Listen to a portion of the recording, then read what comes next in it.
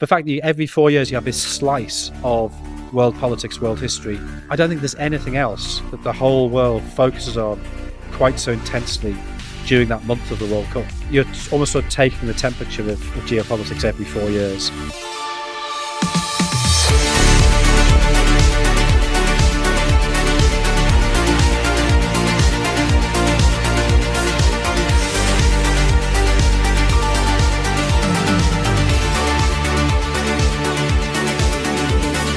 Hello and welcome to Outlines, a podcast about sport, stories and the media. My name's Owen Connolly, hope you're well. It is great to have you listening. And my goodness me, do we have a guest for you this time. Jonathan Wilson is among the most highly regarded football writers working in the UK today, with a distinguished career at titles like The Guardian and World Soccer. He's the founder and editor of The Blizzard, a football quarterly dedicated to quality original writing and undertold stories. And he's been part of a couple of new podcasts in the past year or so, the history series It Was What It Was, and Libero, launched with some more of the country's leading football journalists. But it's probably as an author that he's been most influential in the past couple of decades, with over a dozen titles that have helped reshape how football history is told. Those include the landmark Inverting the Pyramid, which explored the evolution of football tactics and the cultural forces and personalities that brought that along, as well as national footballing histories about England, Hungary and Argentina, biographies of Brian Clough and the Charlton brothers, and even a novel, Streltsov, based on the fall of a Soviet footballing icon in the 1950s. Each has borne his signature combination of intensive research, fluent prose, and an eye for an illuminating, entertaining detail or anecdote, and that's a style he's now applied to his latest book, The Power and the Glory, A History of the World Cup, which is out the same week as this episode. It's an ambitious, comprehensive and pretty remarkable account of sport's most watched event, charting its social and geopolitical impact and the changing world into which it's arrived every 4 years. Well, we spoke about the book, about the love and fascination for the World Cup that inspired it, and how the tournament's story could be about to change forever. And we also talked about the relationship between football's past and its present, and why what comes next could be very, very different. Settle in for what I hope you'll find to be an absorbing and surprising hour or so. You're bound to learn something. You'll probably want to go out and learn a whole lot more right afterwards. Here is Jonathan Wilson. You're a Sunderland supporter. How have you found, obviously on a personal level, incredibly exciting to be back in the Premier League, etc., etc. But I wonder when, you primarily do Premier League coverage and now your team are kind of back in that mix, and is there a part of you that's like, I've now got to be dispassionate about them, whenever they come up in conversation again? Yeah, I mean, it's mixed feelings. I think even if I weren't a football writer, I'd probably have mixed feelings. I think the Premier League is really hard. I saw what it did to my dad, the 19-point season, not even Sunderland's worst season. The 19-point season was 2002-03, and that was the last season of football my dad went to, and it was so miserable he just stopped going, and that was part of his sort of decline. So maybe it's slightly different now. We've got more used to this idea of teams having these seasons where they get in the teens or in the 20s in terms of points. But at the time, it was such a humiliation that I think it can be very dispiriting. I think, though, maybe I'm saying that from the point of view of somebody who doesn't go every week. I probably go to 5-6 games a season, maybe 4 home games, a couple of away games. And if you're just dipping in, it's fun anyway. You see your mates, you're part of it again. I guess if you are going every week, it would get frustrating if you constantly finish 5th, 6th, 7th, 8th in the Championship, never going up. And the truth is, Wembley, the playoff final, is probably the best single afternoon in Sunderland's history since the Cup final in 73. Yeah, I'm not saying they haven't had better teams, they haven't had better seasons, but for a one-off period of sort of 2.5, 3 hours, well, I mean, you can almost forget the first hour and a half because they were behind until the 78th minute, whatever it was, when Mayenda equalised. But that was just such a great day, and the release of emotion afterwards. And even, the conversation I kept having with people and hearing from people in that sort of 30, 40 minutes after the final whistle, when I'd be celebrating, and then as we walk into the tube and on the tube home, people saying, well, it is going to be hard next season. We probably will get relegated, but so what? Let's just enjoy this, because this is actually what it's about. And I think if you're a fan of a top 6 side or top 7 or top 4, whatever, if your expectation is to win, it must be quite a miserable place to be. I think the idea that every now and again football grants you, maybe once a decade, it grants you one of these great afternoons, that's almost a healthier place to be. You're much more grateful for it when it happens. You're not expecting it. It's funny. That always takes me back. And I definitely have friends who support current or former championship clubs who had that feeling of getting promoted to the Premier League. And once the sheen comes off, it's like, we used to win every week, But I that takes me back to the first Arsenal title I can properly remember was 98. So I was a little kid when in 91. I don't remember 89. I was too small. But I remember having this feeling after the first home win of the following season. I think they played on a Monday night against Nottingham Forest and won. And, everyone was really excited. And I suddenly had this feeling of, oh my God, there's 37 games to go. Because you just come off the sugar rush of the end of one season. Yeah, the thought of picking yourself up to go again. I understand why teams find it hard to retain the title. Oh, it's like, not entirely similar, but when you finish a book and you get a bit of a rush, you finish writing a book, when you finish writing a book. Some of us reading books, but yeah. And it's obviously a weirdly elongated process that you don't really get that one moment of celebration. I think Roddy Doyle's got a very good article about watching Ireland and David O'Leary scoring the winning penalty against Romania in Italia 90. And sort of this realization of he was sort of saying that as a writer, he sort of thinks of himself as about the same level of writer as David O'Leary was as a player. But saying he would never have a moment like that, because what's he going to do? Finish a chapter and pull his shirt over his head and run around the garden going, I've finished a chapter. You never have that sort of discrete moment of emotion. You finish the book, you send it to the editor, you get it back months later, you have to change some bits, you send it back, it comes back again, you go through the copy edit, you go through the proof.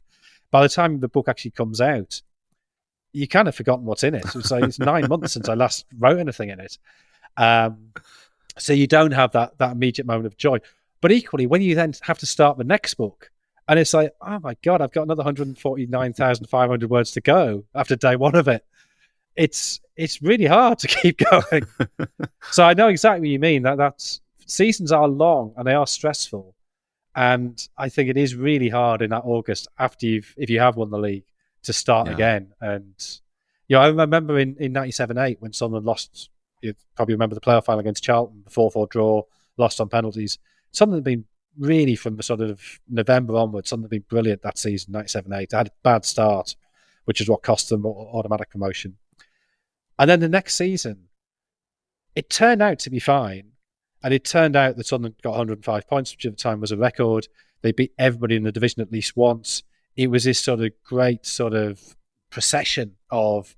They had a gold away kit as well, which I thought psychologically was a gamble, but it worked. It was just saying, we're too good for this league, come on. But I think they beat QPR 1-0 at home for a penalty the first day of the season. And that thought of, oh God, there's another 45 games where we've got to keep up this standard to put right what went wrong last season. And it is, you're right, it is an exhausting thought. Yeah. Well, anyway, you have finished a book. I'm not sure quite how recently, but it's just being released as this recording is. I don't know if you put your shirt over your head and ran around the garden when the final full stop went in. What I did, I filed it on New Year's Eve. Okay. So that I could pretend that the party I went to that evening was in celebration of the book. And honestly, there's fireworks down the Thames. Fantastic, but the hangover the next day, with the anxiety of having just filed something you haven't had back. But yeah, it's we're talking about club football, but it is, of course, the power and the glory and new history of the World Cup. So it's a different context and a different kind of way of of framing our experience of football, and one that obviously anyone who's a football fan will understand kind of innately. But what drew you to telling that particular story, or taking on a kind of overall history of the World Cup in that way? I think there's a couple of elements. So, I mean, the first thing, which is quite basic, is I think the World Cup is great. I love it. So the first match I remember watching on TV was the FA Cup final of 1982, Spurs against QPR, 1-1 draw, Spurs win the replay. I must have watched some before that, but they haven't stuck in my mind. So I was 5. So I clearly already had a love of football, interest in football. Yeah, my dad was obsessed by it. My dad was very, very good in a sort of quiet, undemonstrative way of making sure that at 20 to 5 every Saturday, in the days when games finished at 20 to 5, we were either in front of a TV or next to the car radio. So it didn't matter if we'd been walking in the Lake District, didn't matter if we'd been to some country house, didn't matter if we'd been shopping. Whatever we were doing on the Saturday, you knew that he would have somehow managed to, without my mum noticing, he'd have got us back to the car by 20 to 5 so we could have the live scores coming in, then sports report. So football was always there. My gran lived 200 yards from the local end at Rugger Park. So when we went to hers for tea, which we did, I don't know, once a month, something like that, you could, if someone was home, you could hear the crowd from her front room. So you knew what the score was without having to turn the telly on. You could hear. And then when it was October of 82, so I was 6, I started going to games, and we'd just go for my grans. And when they opened the gates to let people out, we just walk in to the last 15, 20 minutes, which I think for a 6-year-old is actually a pretty good idea. Then from 85, I was going for the full 90 minutes. So football was always there. But the thing that really, I think, cemented my love of it was the 82 World Cup. And I think it was partly the concentration of games, the fact that, and people have to remember, there weren't many games on TV back then. Suddenly the World Cup, you have football every day.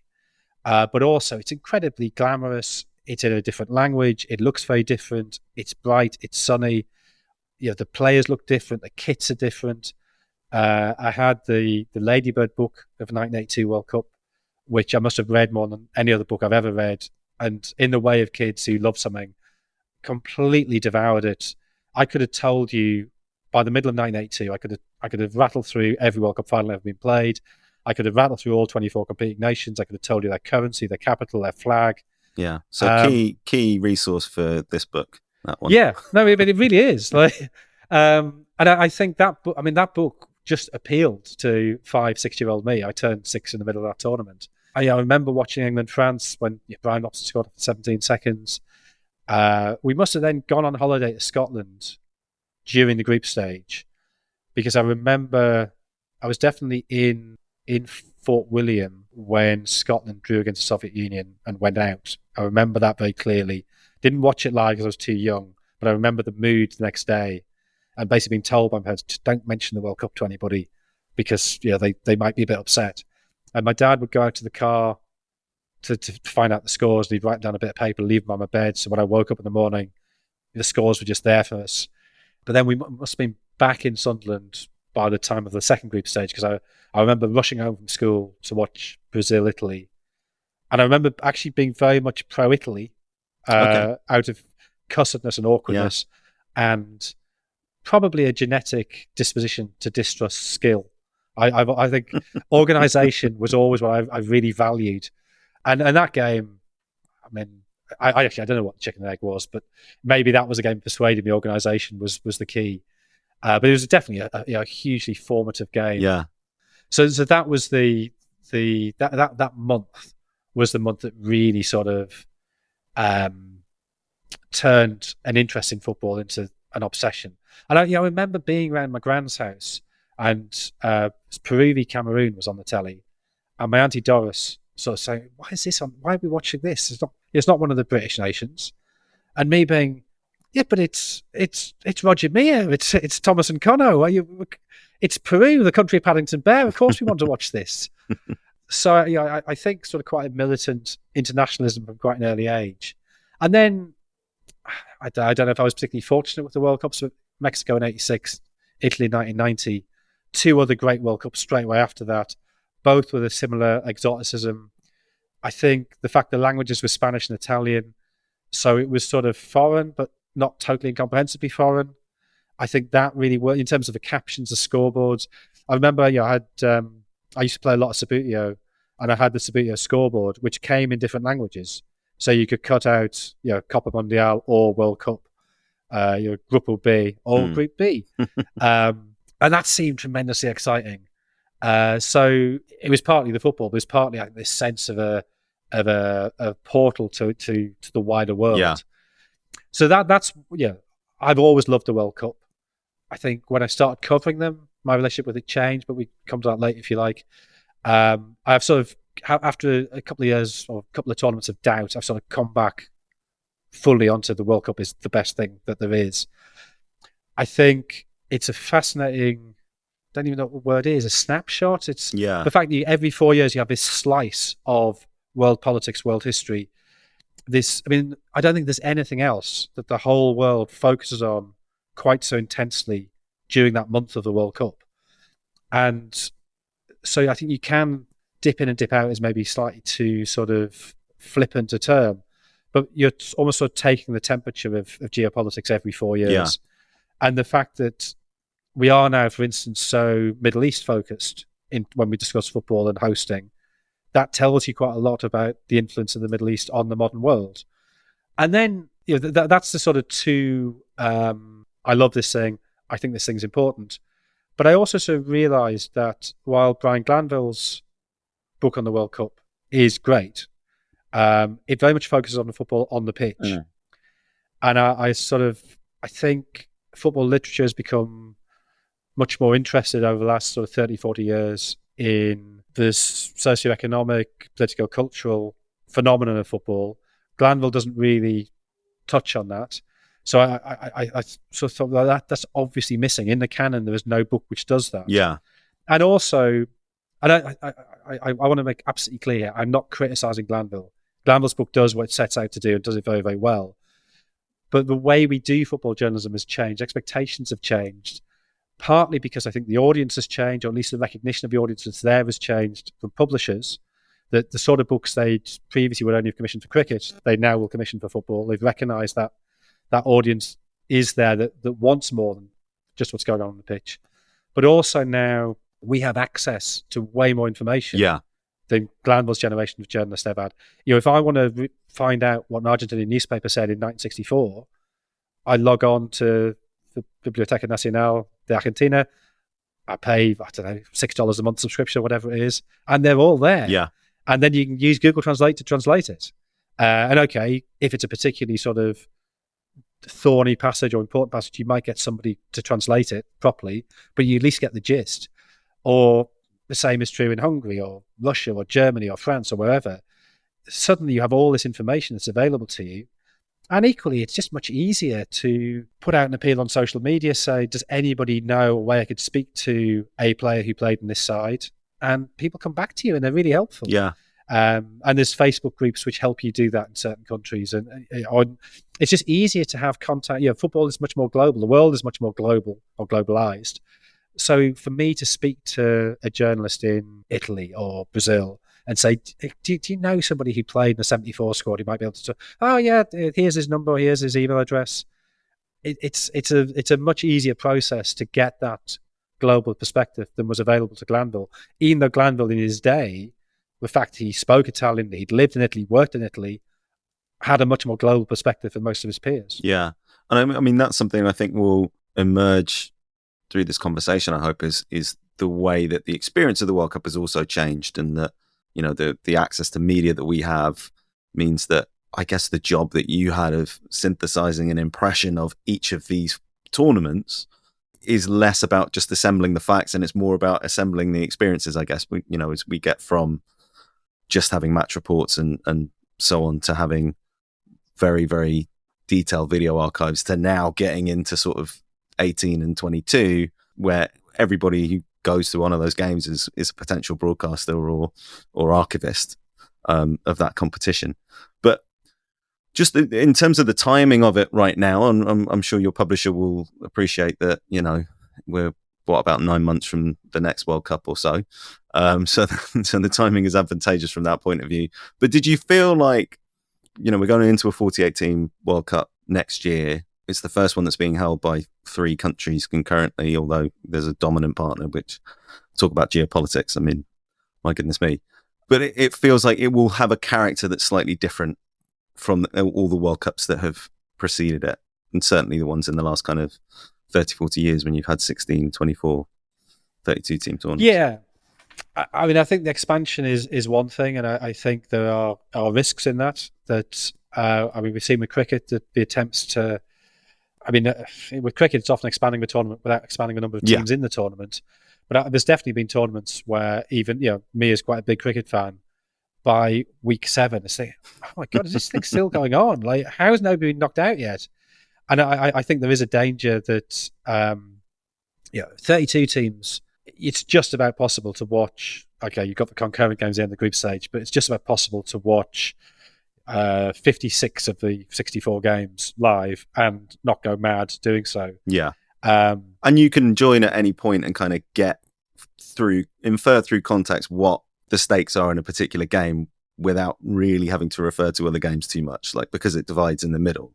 So you're not, whereas it's not like, well, if this team in group J wins, then this game doesn't matter. But if it, all that type of stuff. Well, yeah, I mean, I whether the public appetite for Panama v Uzbekistan, which is a plausible group game, how big that is, we'll find out.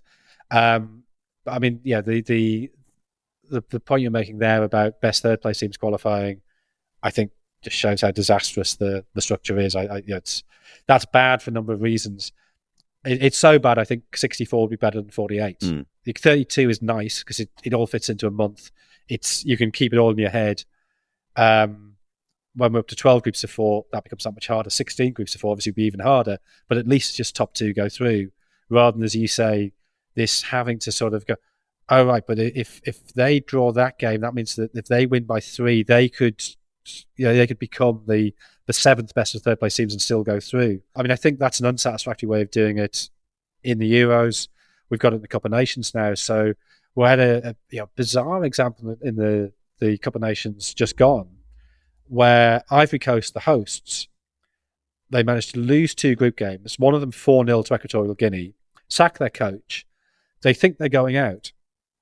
Ghana are 2-0 up against Mozambique after 91 minutes.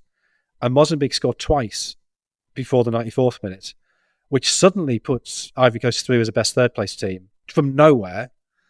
And suddenly they go on to win the tournament under their new coach. Yeah.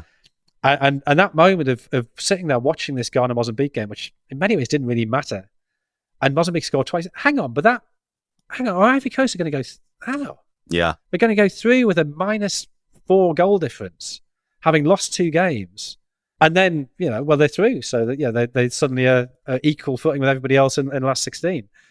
So it sort of feels like the group stage, which is going to take a long, long time. And the group stage is going to be 72 games. Yeah. That's right, isn't it? 12 groups, 6 games each group. Yeah. I remember when the change was announced, I think around 2018 World Cup, was it? Talking to people at the time and saying it had gone from being a narrative tournament to a volume tournament. So it had gone from, the point is that it's special that it's the World Cup and you tune in every day and blah blah blah, to it's most of it is content, and then you come in at the end when it's the quarterfinals, semi-finals, and the whole world is watching. But does that kind of change the character of the tournament, I guess is the point. I mean, we'll see is the answer to that, but I don't see how it couldn't. Hang on.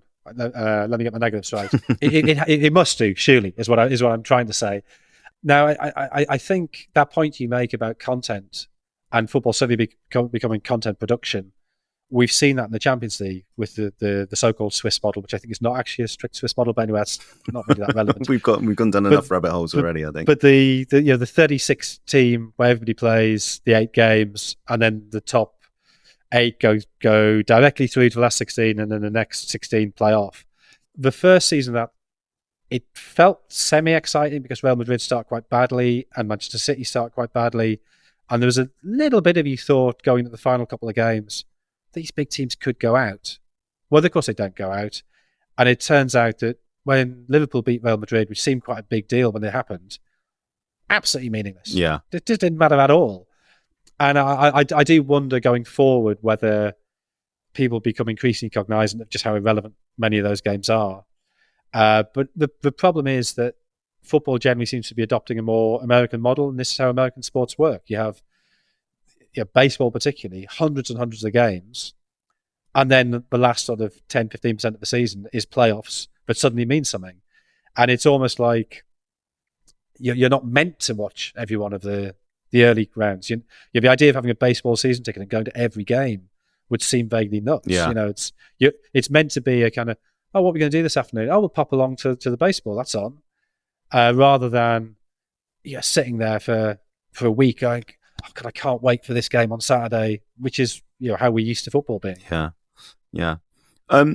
Coming back to the book now, and you've kind of gone a fairly straightforward way about it. I mean, the influences, as you said, are quite textured, but it's pretty straightforwardly every 4 years. You tell the story of one tournament, you drop it, and you pick up the next one.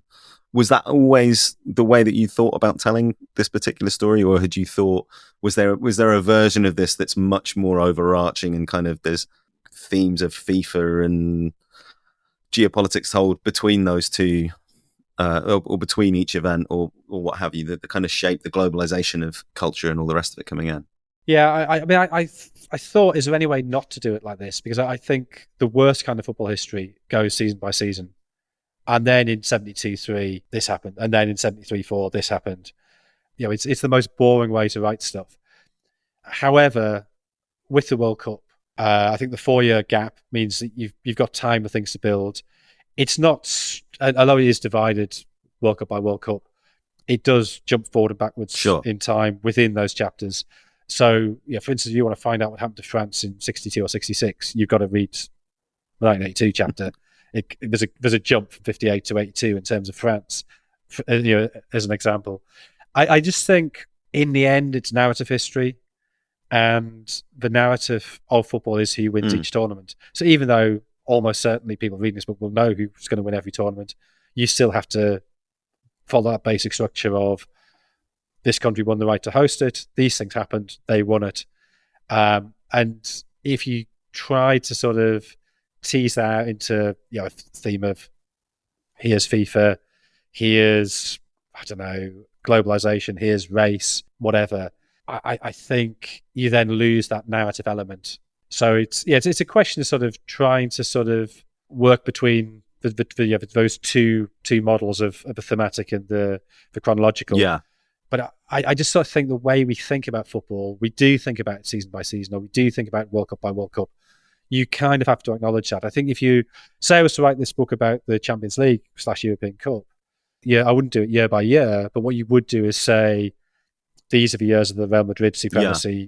These are the years when industrial Northern Europe hit back. These are the years of hooliganism. And it would be period by period. But I think the World Cup, because of its 4-yearly nature, it almost gives you that structure. And I think it would become very confusing to a reader, or would require far greater skill than I have as a writer to sort of tell the story of FIFA and not somehow tell every other story at the same time, and then go back and tell the story of race or tell the story of globalization.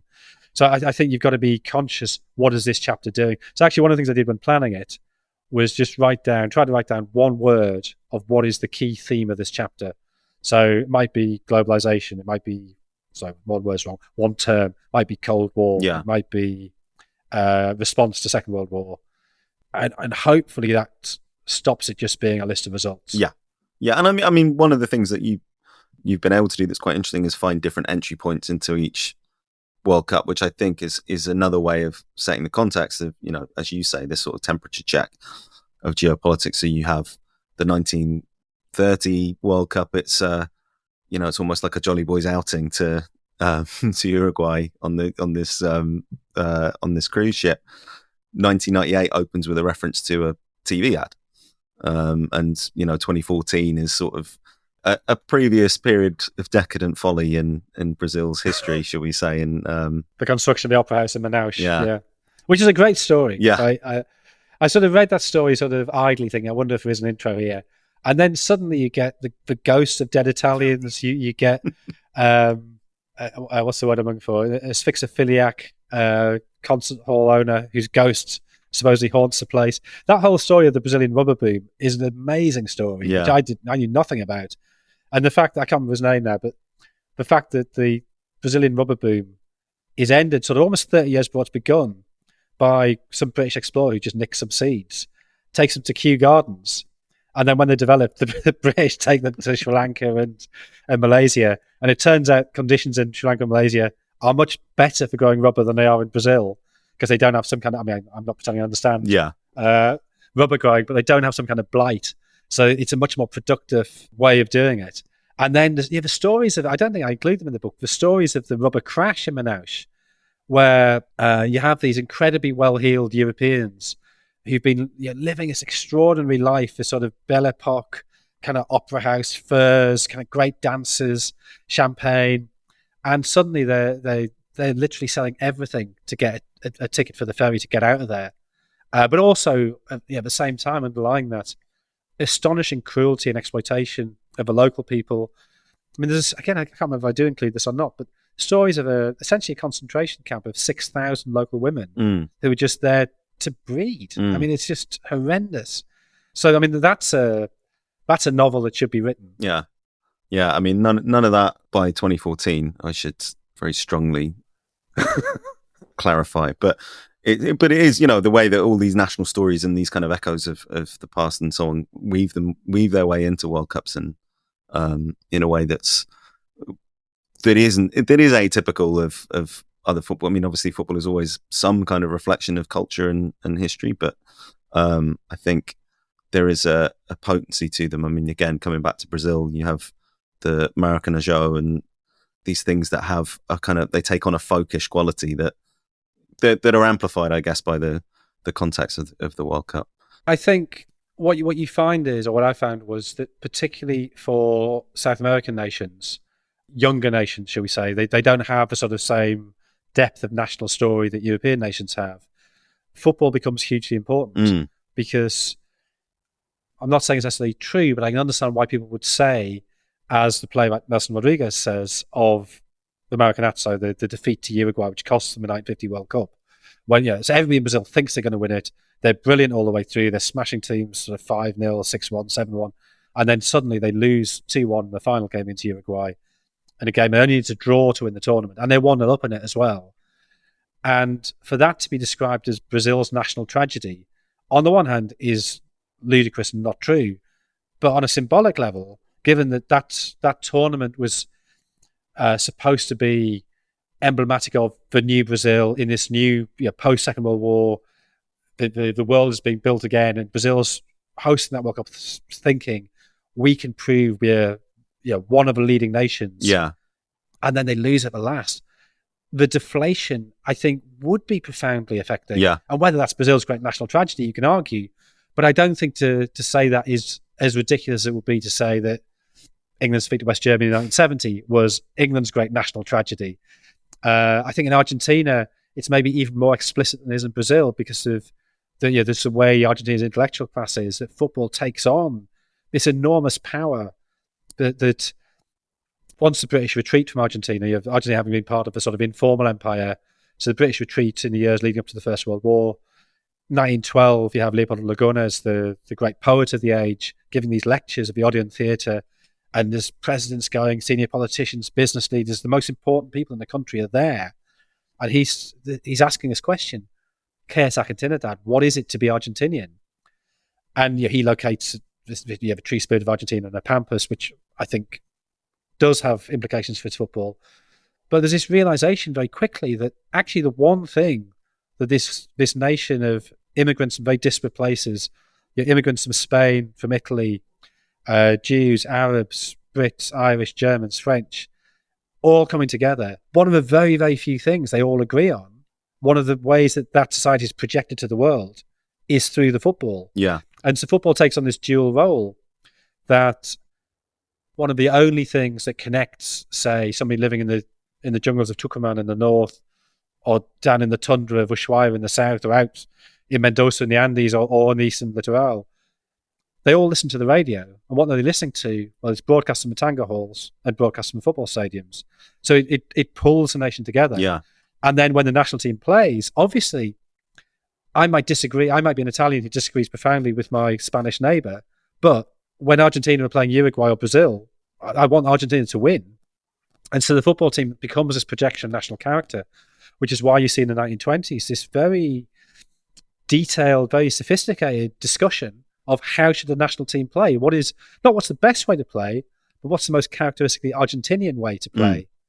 And they decide that it's a game based on the pibe, the street urchin, and an argument is made linking back to Lagunas that the pibe, with his virtuosity, with his capacity to look after himself, his streetwiseness, is the urban representation of the gaucho spirit of the Pampas, which, I think that's slightly tendentious, but I understand the basic gist of the argument. So it's this game based on the streets, on the kid of the street dribbling. And then, of course, when Maradona arrives, he is the absolute icon of that. Yeah. And so Maradona arrives fully formed as a national hero, age 6 or 7 years old, doing tricks on the pitch at Argentinos Juniors. Yeah. Yeah, it's fascinating that. And it's, there's echoes of that in the conversations I remember growing up. And I feel like they've only really petered out recently in terms of what is the English national game, what should we be playing, all that type of stuff. But you have that national story. And then with the World Cup, you have a World Cup story, an arc of, who the players are, who comes in and out, who the great actors, and by that I mean the kind of national teams are that come in and identities that get developed and flourish and sometimes take decades to kind of for people to realize they no longer match up to reality. But you have, for example, and I always coming back to is it Maracanazo or Maracanazo? Maracanazo is how I pronounce it, but maybe I'm pronouncing it the Argentinian way. Maybe it's possible. I'm awful with Portuguese, but 8 years later, you have Brazil go to Sweden, thrash Sweden in their only ever final on home soil. No one ever talks about the great national tragedy of Swedish football, but because it's become part of the story that but this is now the era of Pelé, and this is now taking us. This is our bridge to kind of Technicolor football in the 70s and 80s, and I find that really a fascinating dimension of the World Cup. But is the story of the World Cup a version of the story of football, or is it something else? How did you approach that when you were writing this? It probably depends on a case by case basis, but I mean, why does nobody talk about that as Sweden's national tragedy? Well, because they had an empire, because they had ABBA, because they have IKEA, because they have other things that the world looks to them for. They have Bergman. They Brazil. I mean, with all due respect to Clarice Lispector, she's not a global figure. I guess they've had a couple of singers, a tennis player, a few racing drivers, but football is a thing that people look to Brazil for. But I don't think people necessarily look to Sweden for football. Maybe in Italy in the 1950s they did, but Sweden has other cultural exports they can hang their national self-esteem on. But yeah, 58. I mean, it is the Pelé story, and is Pelé the greatest ever Brazilian? He's certainly the most famous ever Brazilian. And that tournament happens in the context of 1950. That Pelé, and who knows how romanticized this has been post hoc, but he talks about he grew up in a very poor family, and he remembers that afternoon of the last game, not a final, but the last game in 1950.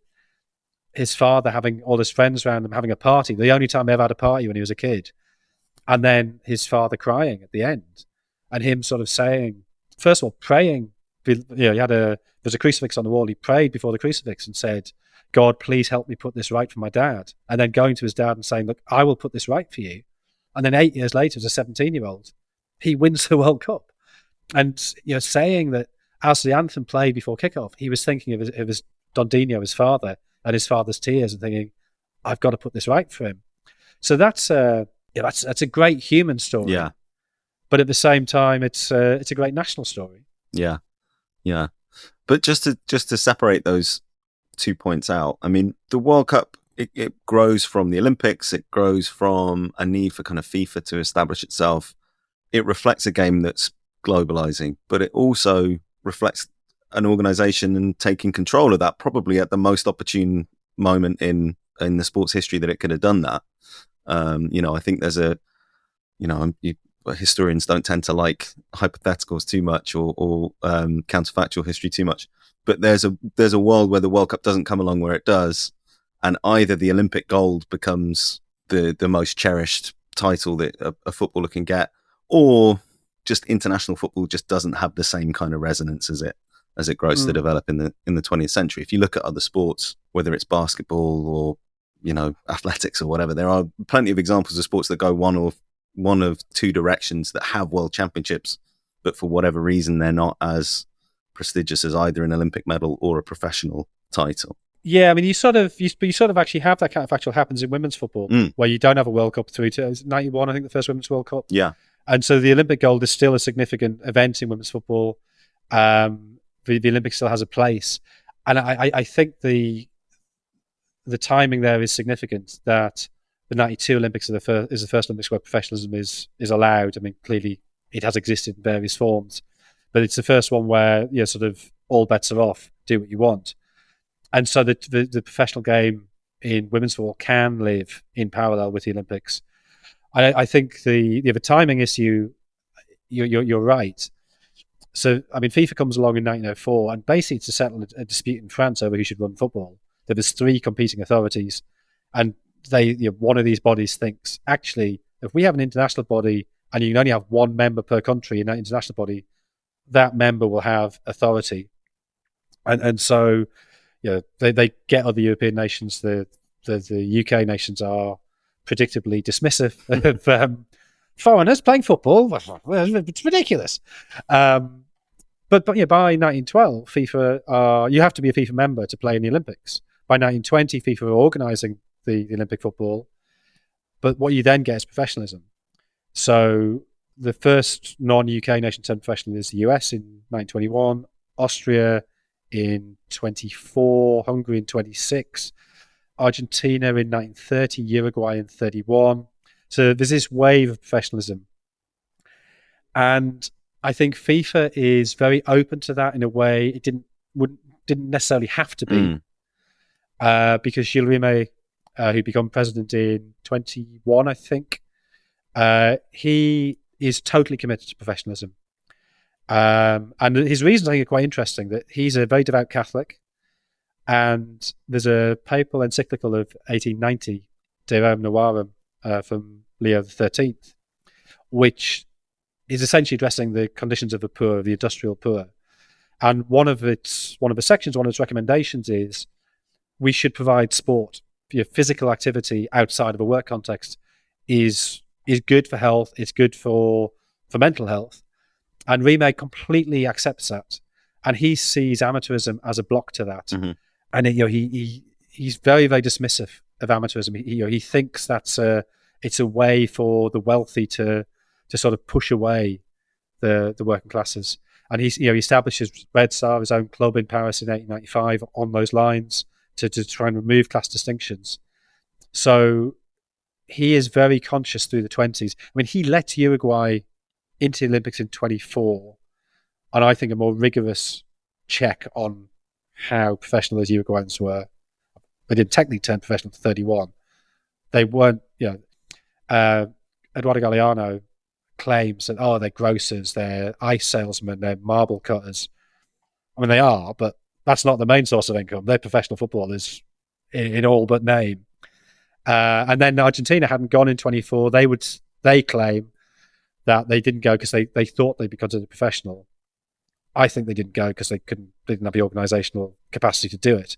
And then they see Uruguay achieving all this glory, getting this national acclaim, and they think, right, we're going to enter in 28 and we're going to beat them, end up losing to them in the final. But if anybody done proper checks, though neither Uruguay nor Argentina would have been allowed to compete at those 2 Olympics. So there's a recognition very early that there needs to be a World Cup to accommodate professionalism. Yeah. And Rimet is, I mean, he's clearly both in terms of political capacity and moral authority by a million miles the greatest president FIFA ever had. I suspect quite a boring, earnest bloke. I'm not saying I necessarily want to go for a pint with him, but the kind of man you want running FIFA.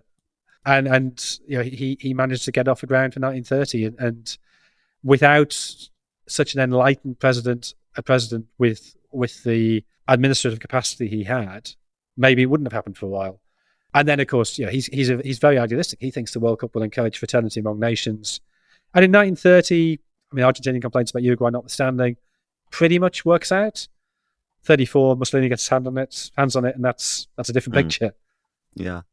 And the other thing that genesis of the World Cup creates, or that genesis of FIFA and the kind of roots of it and the suspicions of it, shall we say, in this part of the world, is that if you were to tell the story of football and you were to tell the story of the World Cup, the story of football is a much more English inflected story than the World Cup is. England are a relatively minor player. They're a recurring character really in World Cup history more than they are kind of right through the heart of it. They skipped 20 years and then they've only hosted once. They've been to one final, two semi-finals.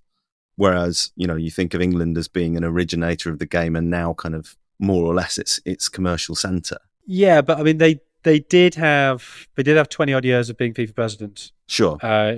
Through various people. Rouse, I think Rouse is actually a much maligned, much misunderstood figure, but he is ultimately the man who loses to Havelange in 74, which leads to huge changes. And while I take the point that in terms of purely World Cup tournaments, England is a relatively minor player. I mean, I don't know, between say 7th and 10th. In terms of however preposterous and standoffish the English position was towards the rest of the world for much of the first half of the 20th century, they are still seen as the ultimate authority. The Italians are desperate to get England involved in 34. They offer to pay for everything. And basically, if it hadn't been a disastrous friendly in Rome in 1933, where the FA was sort of like, well, this Mussolini bloke, he's a bit much, which, to be fair, they were right. Yeah. If it hadn't been for that, they may well have gone along with it. Yeah. Despite not being a FIFA member. Yeah. So they're sort of in the background as I guess the originator, in some way still the moral authority, which I think is something that Rouse embodies, which is why it's so easy to topple him. When Havelange, the son of an arms dealer, a man who expresses, who competed for the 36 Olympics as a swimmer and expresses delight at just how good the public transport was, that he managed to sell himself, this 6'4", blonde-haired, blue-eyed, let's stress that again, son of a Belgian arms dealer.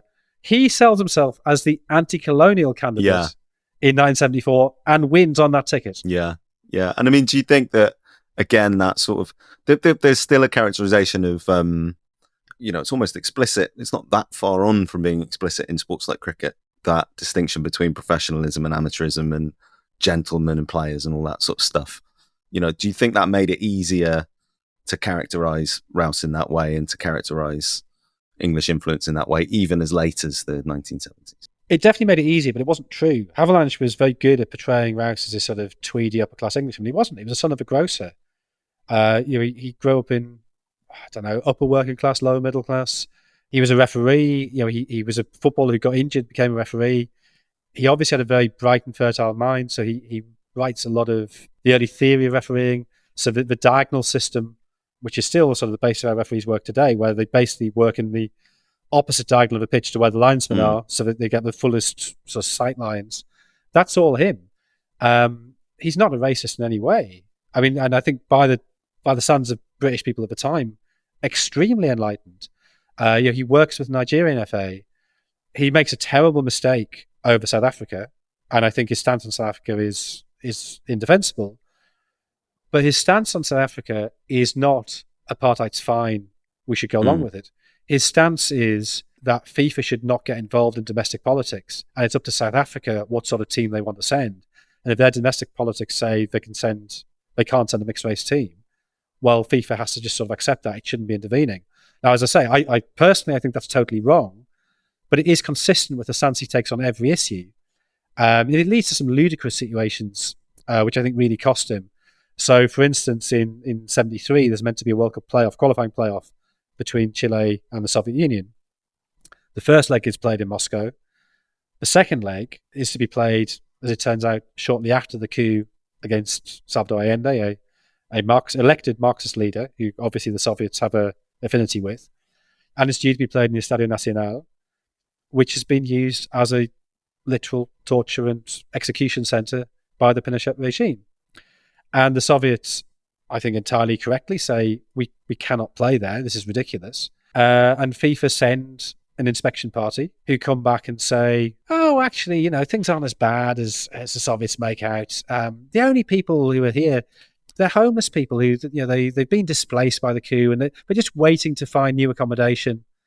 And actually, the pitch is in really good condition. And you said, like, what about the blood on the walls? What about the bodies piled up in the storeroom? It's so. I'm not saying that Raus's FIFA was perfect, but he certainly wasn't this sort of upper class imperial twit as he's often painted. He was largely a self-made man who's impressive in many ways. Who I think makes a couple of pretty bad errors, but he's not evil. We are eating up the time here, and I'm conscious that you've got work to be getting back to. But just to wrap up on the book itself, what were some of the most surprising or delighting, or what was your favourite thing about it? What was your favourite discovery? Weirdly, it's the pickles story, which I have to say I went into thinking, I know this, it's boring. Yeah. So the brief story, for people who don't know it, is the Jules Rimet Trophy is given to the English FA early in 1966. They decide to exhibit it at the Stamp Exhibition in Westminster Hall, and it is stolen from there. And then mysteriously, a week later, it's discovered on Beulah Hill in South Norwood, actually not far from you at all, I think, by a 2-year-old collie called Pickles. And I sort of I know this is boring. But I started investigating it. The story of how they managed to lose it, how they managed to let the theft happen, is such a spectacular shambles of it's sort of got a sort of carry-on quality to it. Just these totally hapless security people. It's a Sunday, so the exhibition's not even open, but there is a Methodist Sunday school going on, and somehow under the cover of a Methodist Sunday school, thieves break in and just unscrew the sort of bar on the back door and go in and unscrew the back of the cabinet and take it out. But then I think I've persuaded myself that this was carried out at least with the knowledge of, if not the explicit orders of, the well-known gangster Charlie Richardson. Right. Because on that day when it was nicked, so okay, the first thing, the bloke who ends up being arrested for it, and the story of there's a ransom demand, the police sort of take over from the FA, they send somebody from Special Branch along with a bag full of ripped up newspaper and some notes on the top. Yeah, 15 grand in here. Battersea Park, so not very far from me at all. They do the handover. I say, we haven't got the World Cup here. It's in Kennington. You're gonna have to come with me to Kennington. Oh, hang on, that van there. That's the kind of van that Special Branch used for surveillance, but just drives there anyway. Even though he sort of points out he's being followed by Special Branch, and it turns out he's a former soldier. So he's given a false name as Jackson. So let's just call him Jackson for the sake of this. Not his real name. Edward Betchley is his real name, but he's a former soldier who's done time for handling stolen goods, and he ends up being arrested. And he said, "Look, I don't know who did it. I don't know anything about it. I was just told to take the money to this address by somebody he knew only as the Pole." And he ends up, he gets sentenced like 6 years to it or whatever. And the FA obviously in a panic.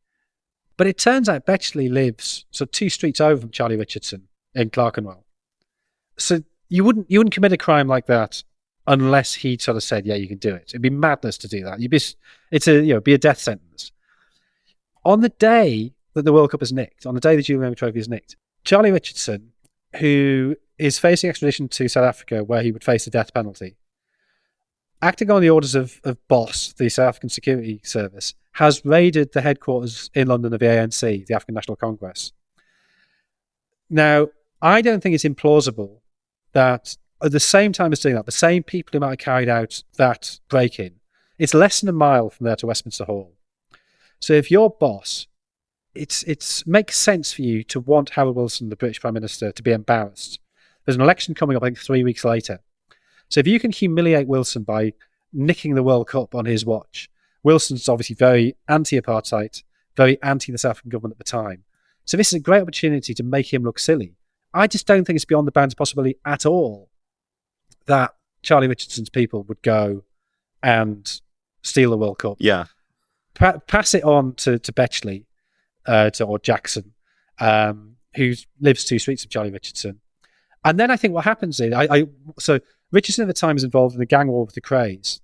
So he may have thought he could sell the bullion and not realise that the Gilles Remy trophy wasn't actually made of gold. It was made of silver, painted gold. It was worth about 60 quid. So that might be why it gets discarded. It might be it just becomes too hot, that it's just like, we've got to get rid of it. And so, it's stuck on this driveway in Beulah Hill. Yeah. And then, what I love about it is the Pickles finds it. They take it to Gypsy Hill police station, and the desk sergeant goes, "It doesn't look very well copied." And then, the weird thing of pretty much everybody involved in the story dies tragically very soon afterwards, including Pickles, who is celebrated as this sort of hero. From the point of view of the FA, this is great publicity. What could be more British than a pet dog of this bloke who works on the boats on the river? This sort of working class hero with his dog, save the day. It's Children's Film Foundation stuff.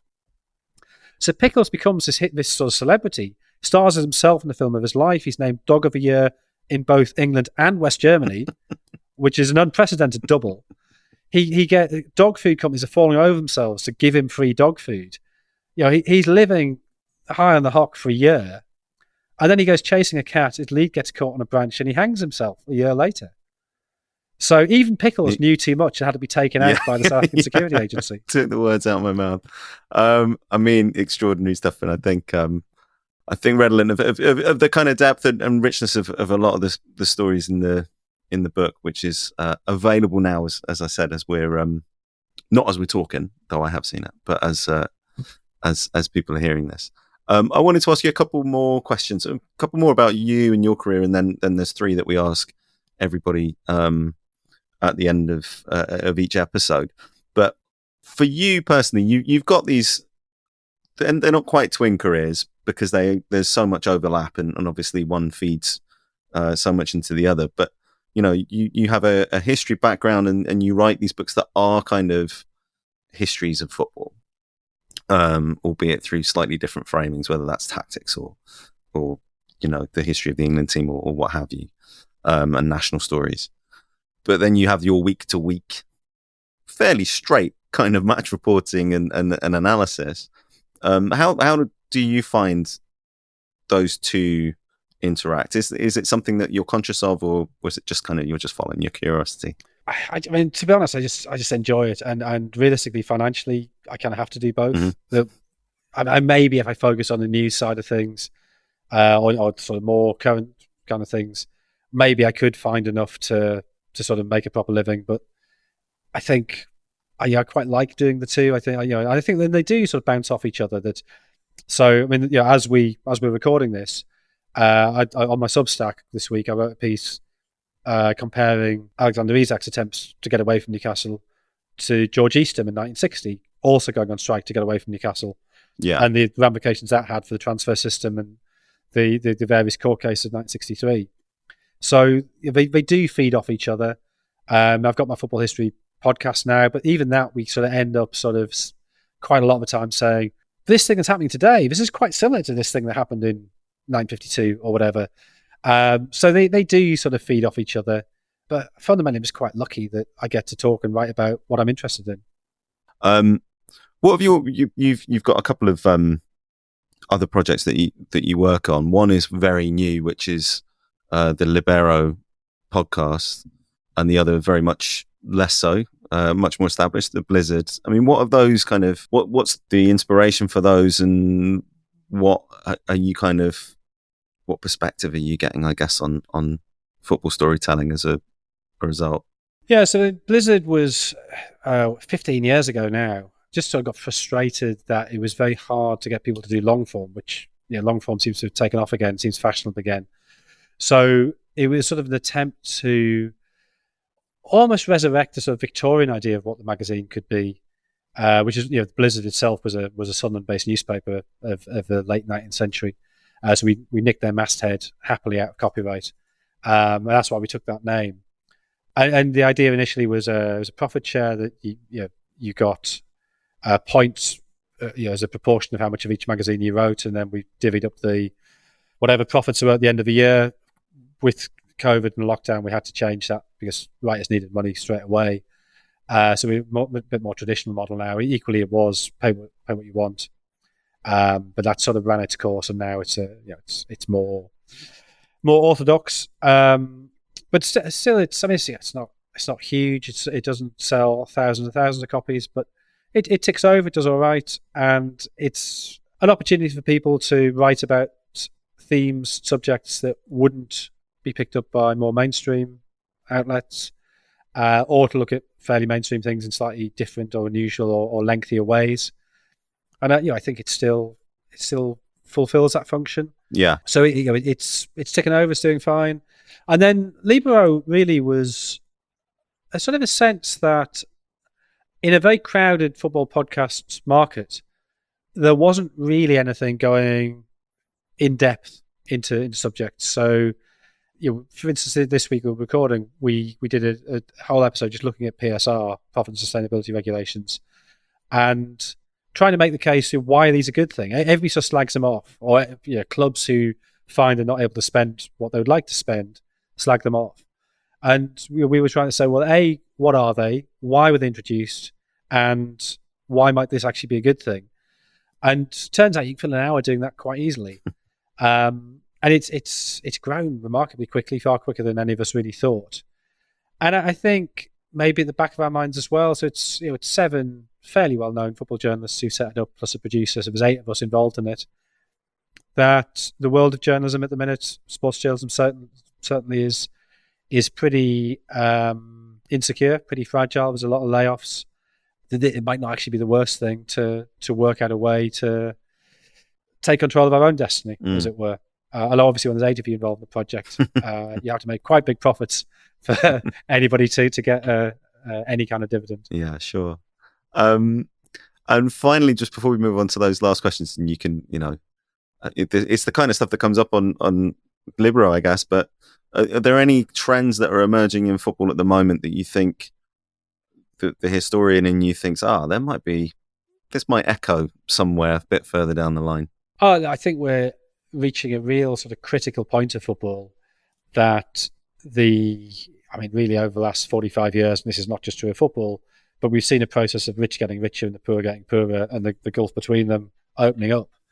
And that has gone hand in hand with Gulf money getting involved, where for all the current retrenchment of the Saudi state and the cutbacks that we've seen from the Public Investment Fund, they still seem pretty committed to certain aspects of football, maybe not Newcastle quite as much as Newcastle fans would like, but they were prepared to essentially underwrite the Club World Cup. And the Club World Cup seems to me, at the very least, potentially the sort of ground level of some sort of global Super League. I think the impetus towards Super Leagues is, or things that fulfill the role a Super League would have, even modern Champions League, you'd argue, is a way of filtering more of the game's money to a smaller handful of clubs. So it's hugely distasteful. I hate it, and yet at the same time, but I guess the last World Cup is a great example, and this comes out in the book. You're morally disgusting on every level. And you couldn't be in Doha and not be conscious of how every pavement you walked on, every stadium you went into, every press centre you visited was built on the bones of migrant workers, and just how horrific that is, and the fact that really nobody was doing anything about it. And yet at the same time, you've got Lionel Messi in Argentina, and one of the greatest football stories there's ever been. And you have to reflect both of those realities. But even as my disgust for football on that level, also, disgust is probably too strong a word, but my distaste for the way it's becoming a game purely about the making of money, and the community aspects are being lost and almost being commodified. I remember I was in Ethiopia in 2015, and I remember I went hiking in the Simien Highlands, and the guide we had suddenly said to me, "You're from England, aren't you?" I said, "Yeah. Can you tell me what is a hotspur?" And it's sort of, that's just an amazing question to ask. And I was very happy to expand on Harry Hotspur and how the Dukes of Northumberland own parts of North London, and that's where Tottenham is. But also part of me thinking, this is actually sort of history packaged, commodified, and sold to the world in a way that I find slightly uncomfortable. And I feel my game, what I understand the game to be, the reason it resonates for me, that rhythm of going every week, the way that Sunderland Football Club represents Sunderland the city and therefore represents my identity in quite a profound way, and in a way that nothing else that Sunderland can do in the modern world, that is somehow being lost. So disgust for the human rights issues, distaste for that. And yet at the same time, as a journalist, it sort of is a privilege to be there writing about the end of the world. What an upbeat note to finish on. But it's been a privilege to have this conversation, but I think we will move on. We've got just the 3 questions that we ask everyone. I mean, sure. The first one is, do you have an origin story or something that sparked your interest in sport? I feel like you were pretty upfront about that at the start of the podcast. It's always been around, and I think it'd be very hard to grow up in Sunderland when I did, and certainly as a bloke, and not be obsessed by football. It's just there. It's just present in a way that maybe if you don't come from a post-industrial northern city, you can't quite appreciate just how present it always is. And I think I knew one kid in my primary school who wasn't a Sunderland fan. That for some reason, I think because he was a goalkeeper and he was obsessed by Neville Southall, so he was an Everton fan. But he was seen as being really weird. The idea of getting to university and finding people who'd chosen their football club just seems, what? Like, that seemed like a category error. This is a thing that you were born with in the same way you were born with your genes, with your accent. I guess your accent you can change, but it's sort of, it's an affliction, not an affectation. What? You chose a... Oh, okay. And yeah, my dad was a huge Sunderland fan, and his family, going all the way back. And my dad basically found it quite hard to talk about anything that wasn't football, and certainly couldn't be emotional about anything that wasn't football. So yeah, that's the origin of it. And also, I was a terrible football player, but I could remember lots of data and stats. Yeah. So I turned that bit into the job rather than the playing. Yeah. What's your favourite piece of sports storytelling? I find this really difficult when you sent that through. So I've narrowed it down to 2 things. So one fictional, one documentary. Okay. So fictional, I think Chariots of Fire. It's flawed as a film, clearly, but I still love it, and I still get very emotional watching it. Mm-hmm. I think it's incredibly well constructed. Like a lot of films of that period, it's very short for what it could be. If it was done today and it was a 10-part Netflix drama or HBO thing, the story is strong enough to withstand that. But actually, there's something great that they get it down to an hour and 40, whatever it is, hour and 50. It's told incredibly sparely. You get Eric Liddell particularly. Harold Abrahams, you don't quite understand. I mean, his Jewishness obviously is significant, but you don't quite understand why he's got that inner fury. Whereas Liddell's motivations, I think, are drawn out incredibly well. And the set pieces of him falling over and still winning the 400 metres race, and his argument with the Prince of Wales over running on a Sunday, all of that stuff I think is incredibly well done. So I love that as a fictional film. I wish there was a football film as good as that. I guess running in a straight line is a lot easier to do than football. And in terms of documentary, and I got caveats about this as well, but I think When We Were Kings is a brilliant documentary about the Ali Foreman fight. It's very much of its time. It's very much mid-90s. The use of a sort of pastel, velvety backdrops. But the interplay between Plimpton and Mailer, I think is done incredibly well. The use of James Brown. I mean, I think it's an amazing story. Yeah. Anyway, it's such a nut story. The idea that you put on one of the biggest fights there's ever been in Kinshasa under Mobutu, which obviously has Mobutu in football is a great story as well, which I cover in the book. And then the fact that Foreman gets a cut in his eye, so everybody who's gone for this fight suddenly has to stay for 6 weeks, and they all clearly go. I mean, there is a Heart of Darkness vibe to it. These journalists would go. I see it at the World Cups. Journalists cooped up together in the same hotel. All trying to. I mean, especially with at least with the World Cup, you've got different games going on. Yeah. There, you're basically filling time, justifying your existence, covering this extended James Brown concert, going to training. In fact, they went running with Ali, and you see them going slightly mad. Yeah. And then the end of it, the fight is such an amazing, the fight itself, such an amazing event. And the fact that the rains come right as the fight finishes, they've been desperate to get it in before the rains come, and they get it in the nick of time. It's almost too perfect. Yeah. So I love that as a film. And I remember I was in a shared flat when I first moved to London. So this must be 2000-ish, maybe 2001. And there were 6 of us shared this flat, 4 blokes, 2 lasses. And so it was on telly. We said, oh, let's watch this. And the 2 women were sort of, don't really want to watch this. Oh, yeah. And we're like, just give it 10 minutes.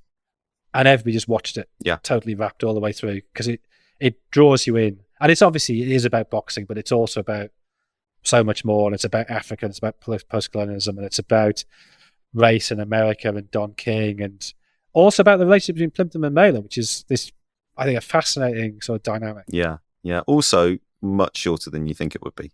I think that's absolutely. Again. Very, very quick. Very, yeah. I mean, they really cut to the meat of that very quickly, and I think that would be a popular choice. That's one of my favorite films for sure. What is a sports story that you would like to tell now that you've got this one out of your system, or have somebody else tell? I mean, I've got my list of 5 ideas that we'll be talking to publishers about.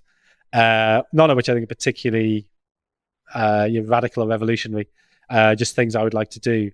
But in terms of an individual story, and I've done it on It Was What It Was, the podcast, but the story of the so-called death match in Kiev during the Nazi occupation. Very briefly, Dynamo Kiev are the team of the secret police. When the Nazis invade, the team obviously is broken up. Some people flee. A couple of players are Jewish, who are murdered pretty quickly by the German authorities. Some get out. There's barges going down the Dnieper towards Crimea. And Mikola Truzovic, the goalkeeper, who's sort of a great sort of charismatic moral heart of the story, his wife is Jewish, and she manages to escape with her daughter. But his house is shelled, and he ends up living on the streets. So he's obviously in a bad way. He's alone. He hasn't got anywhere to live. He's actually been shot trying to fight off the Germans, so he's struggling with that as well. And then one day, he's seen on the street by a bloke called Mikola Kordik, who is a Moravian Czech who had fought with the Germans in the First World War, has been left behind, and has still been stuck there. And for him, the German invasion is a great opportunity. He falsely claims Volksdeutsch status, and he's put in charge of a bakery, and he realizes that he can give Truzovic a job. And then Truzovic says, well, actually, there's loads of Dynamo players who are looking for somewhere to live. And for Kordik, this is brilliant. I get to have all these footballers who I idolize. He would go to Dynamo every week. He was a huge football fan, and he gets them working in his bakery. And as the Nazis are trying to normalize life, one of the things they bring back is football. And so the bakery put together a team, and it's not a league, it's a series of friendlies, but they play this series of friendlies, some against Ukrainian teams, some against Romanian, Hungarian garrison teams, then against German teams. And of course, they're professional football. Mm-hmm. Well, sorry, they wouldn't have been professional. They're quasi-professional footballers because they're Soviet. And they win. Of course they win. They're footballers, they're not soldiers. But this is deeply humiliating to the Nazi regime, because that sort of turns the Untermensch Übermensch ideology on its head. So they bring in a Luftwaffe team, Flakelf, who are footballers. They play on a Thursday and start, as the bakery team is known, win 5-1. So they arrange a rematch for the Sunday, and suddenly the stakes have gone up. And there's a whole load of myth around this story. Nobody quite knows who said what to whom. Was the referee really an SS officer, as people subsequently have claimed? I find that unlikely, but he almost certainly was German. And they were 3-1 up at half-time, and supposedly at half-time they get told, do not win this, make sure you lose. And they end up winning the game 5-3. 10 days later, the team is rounded up. Mm. Now, was that because of that game, or was it because, as Dynamo players, they had technically been paid by the NKVD, the secret police? I think almost certainly the latter. Yeah, they've spectacularly blown their cover, basically. Yeah, but it is an intriguing coincidence. And then one of them, who actually had been a serving NKVD officer, dies under torture. The others are sent to a camp. And there's reprisals a day after there's an attack on a motorized sleigh factory. In reprisal, 1 in 3 prisoners are killed, and 3 of the team are shot that morning. And 2 of them managed to escape. 2 of them, one of them actually is a cobbler. He's pretended his mate is also a cobbler. So they're working with German police, mending boots. And they hear that these reprisals are happening, and they use sort of confusion to flee, and they do get away. So I think it's this incredible story. But it's not just a sort of a great human story of people in hardship, some die, some escape. But it also, I think, deals with the complications of Ukrainian identity, in that, if you like, the heroes of the story are committed communists. And actually, some of the Ukrainian villains of the story are what we probably call Ukrainian nationalists, who welcome the German invasion as being liberation from the Soviets. And so I think you see the complications of Ukrainian identity. And I think that is something that, done well, you'd see the fascinating moral ambiguity of Ukraine as part of the Soviet Union during the Second World War. Yeah. It's an extraordinary story, and it's evidence, I suppose, of just how many there are, how much football was tied to all sorts of different history in the last 150 years. Actually, can I give you another one? I'll give you another one. Let me give you another. More upbeat. So yeah, this is more upbeat. I mean, it still involves Nazis, but there's a Hungarian player called Jena Konrad, whose younger brother Kalman Konrad is probably the better player, has a very good career, ends up in Sweden. Jena Konrad is a player in the years up to the First World War. He ends up being signed up to a cavalry regiment, so to fight on the German side in the First World War. He doesn't have a horse, and he can't ride a horse, but he's joined a cavalry regiment, becomes an officer somehow, and he ends up being taken prisoner on the Eastern Front. He's in a prison camp in Siberia. When the revolution happens, the guards just lay down their arms, and off you go, lads, and they're in the middle of Siberia. So you then basically have a Dr. Zhivago story of him making his way from Siberia to Moscow, walking, hitching lifts on donkey carts, taking trains. I think he even comes across, the Czech regiment who end up going east all the way across the Soviet Union, and then all the way through the US, so they could join the Allies on the Western Front. They worked out that was the easiest way to rejoin the war. I think he even comes across them on his journey. He's Jewish, Jena Konrad. He gets to Moscow, and there's a rabbi there who is able to sort him out, somehow gets him back to Budapest. Resumes his career, and like many Hungarian players in the early 20s, he realises Hungary's economy has gone to pot. Austria is a place to be. Austria goes professional earlier than Hungary. So he goes to Austria. He's playing in Austria. He meets at a dance. He meets this beautiful girl, and they fall in love with each other. And she's the daughter of a woman who sort of runs cinemas in Vienna, and she's actually the sort of the patron of Otto Preminger. That's not relevant to the story anyway. So, but that she's quite a stern woman, and she says to her daughter, "You're not marrying a footballer." So she packs her off to Berlin to her uncle, so the cinema owner's brother. What she doesn't realise is that the brother in Berlin is leading this very louche life, got a series of mistresses, takes the daughter to a dance, and she dances all night with somebody who she thinks is a bloke, and only as dawn breaks does she realise it's a woman dressed as a bloke. She writes about this to her mother, who thinks, well, rather a footballer than a lesbian, come home. So she goes back, her and Jena Konrad marry. He, by this time, has gotten an injury, he's become a coach, goes and works in Nuremberg, is forced to flee by an editorial in Der Stürmer, saying we can't have Jews coaching in Germany. He ends up coaching, he coaches a bit in Austria, he goes to France, he wins the French Cup in 1941 with Lens, and then realises, hang on, the Germans are about to invade, I've got to get out of here. So flees by train through Spain to Portugal. And so you then have the Casablanca thing of being stuck in Lisbon, desperately trying to get exit papers. And the way they get out is the US have they've got sort of allocated numbers for each nationality, and it's sort of like, sorry, Hungarians, we're full. And he says, actually, I was born in what's now Yugoslavia. They've moved the border. Yugoslavs, yeah, we've got loads of space in Yugoslavs. And they eventually escape on a cork ship going to New York. So you got Dr. Zhivago plus Casablanca. Yeah.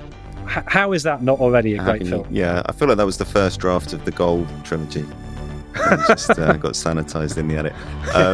Jonathan, sounds fascinating, and I hope you get a chance to work on either or both of those. Thank you so much for your time. Really enjoyed it. No worries. Thank you very much.